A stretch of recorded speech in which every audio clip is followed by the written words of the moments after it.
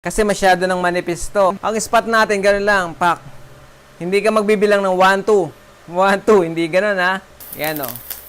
Para mainit na agad yung bakal natin doon, di ba? Tapos tsaka natin i-spot sa kanya. Okay, ganun po ang gagawin nating pamamaraan sa pag-weld ng manipis na yero.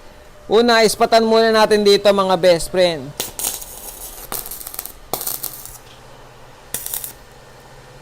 Yan, ispatan na natin, di ba?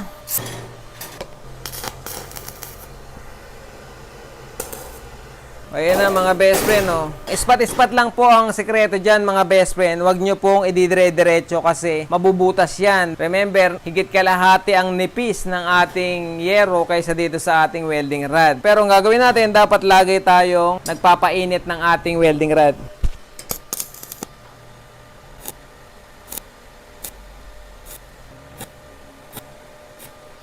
Yan, kung nakikita nyo mga best friend, ang spot natin, ganun lang, pak, pak, pak.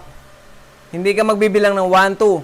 1, 2, hindi ganun ha. Kasi masyado ng manipis to. Kaya ang sekreto niyan, papainitin mo po ito rito. Yon, pagka mainit, tsaka mo ilagay. Bakit ganun? Kasi po mainit na yung bakal niya, 'di ba? So konting spark na lang siya, lusaw na yung bakal, tutulo na siya ron. Eksakto naman itong yero ay masyadong manipis. Please mag-subscribe na po kayo sa ating channel at pa-click na rin po ang ating notification bell.